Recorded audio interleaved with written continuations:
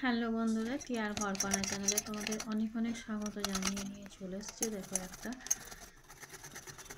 কারি পাতা, পেঁয়াজ, আলু, কাঁচা লঙ্কা সব কিছু দিয়ে একটা বড়া তৈরি করব।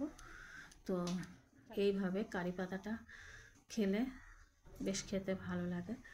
দেখো, আন্দাজ মতো আমি সব কিছুই নিয়ে নিচ্ছি। তার মধ্যে বেসন, নুন, একটু হলুদ গুঁড়ো, একটু লঙ্কা গুঁড়ো, একটু গোটা জিরে, একটু সবজি মশলা বা চিকেন মশলা, যাই হোক সবগুলো দিয়ে আমি কিন্তু খুব সুন্দর করে মাখিয়ে নিয়েছি। আর এইভাবে বড়ার শেপটা দিয়ে নিচ্ছি। তোমরা যেমন খুশি বড়ার শেপ দিবি, লম্বা, গোল, এরকম চ্যাপ্টা বা যে কোনো খুশি একটা শেপ দিলেই হলো। তো এইভাবে তোমাদের ইচ্ছে মতো শেপ দিয়ে বড়াগুলো ভেজে তুলে নাও। দেখো, খেতে এত সুন্দর হয়, মনে হয় প্রতিদিন খাবো এই কাঁচা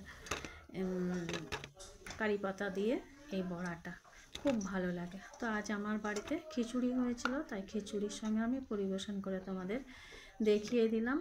তো ভিডিওটা কেমন লাগলো অবশ্যই জানাবে। ভালো থাকো, সুস্থ থাকো। ফিরছি আবার অন্য কোনো রেসিপি নিয়ে। বাই।